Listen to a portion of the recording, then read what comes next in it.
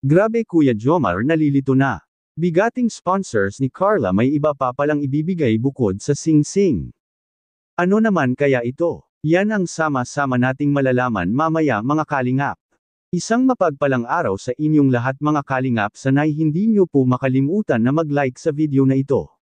At paunawa tapusin muna ang kabuuan ng video na ito mga kalingap at para malaman ang nilalaman nito. At maraming salamat po mga kalingap sa pagpatuloy na pagsuporta lalo na kay Kuya Val Santos Matubang at Kalingap Rab. Grabe, hindi na talaga mabilang ang mga biyayang natatanggap ngayon ni Carla mga kalingap. Bukod sa mga bagong natatanggap nila ay may mga bago na naman na hindi basta-bastang mga regalo dahil sa may kamaalan ang mga ito mga kalingap. Kaya naman si Carla na talaga at Kuya Jomar ang pinakamaswerte na love team ngayon ng Team Kalingap. Kamakailan nga lang ay nabigyan ang tatay ni Carla ng pera pambili ng lambat at nagbunga naman kaagad ito mga kalingap dahil nagagamit na kaagad ni tatay at nakakahuli na siya ng mga malalaking isda sa laot.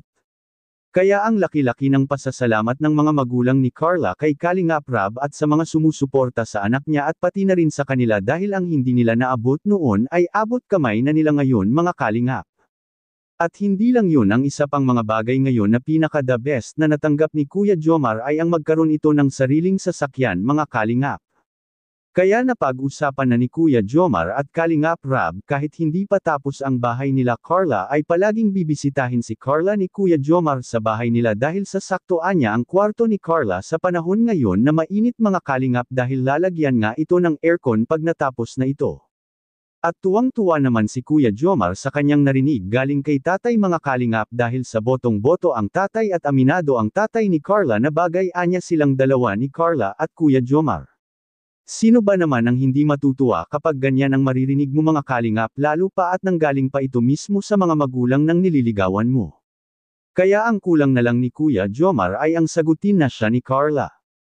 Kaya sabi ni Kuya Jomar mga kalingap kay Kalingap Rab kapag natapos na ang bahay nila Carla ay dadalasan niya ang pagpunta doon at kukuhanin niya ang loob kaagad ni Carla at para maging kumpleto na ang pagkatao ni Kuya Jomar. Dahil hanggang ngayon mga kalingap ay wala pa nga itong girlfriend si Kuya Jomar. Ngunit parang hindi maging madali ang lahat para kay Kuya Jomar at talaga namang pagsisikapan niya ito ng mabuti dahil ang bahay nila Carla mga kalingap ay may kalayuan rin ito mula sa bahay nila Kuya Jomar.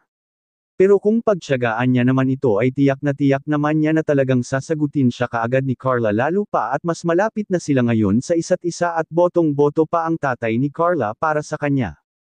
Kaya nakadepende pa rin ang lahat mga kalingap kay Kuya Jomar ang lahat na gagawin niya dahil kung hindi naman ito magsisikap ay siguradong matatagalan pa siya bago sagutin ni Carla. At may nagbigay nga ng mamahaling sing-sing kay Carla mga kalingap na napakamahal at pati na rin kay Kuya Jomar.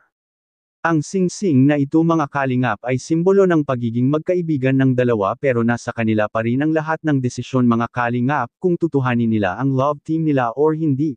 Basta ang mahalaga ay marami ang nagmamahal sa Jump Car serye.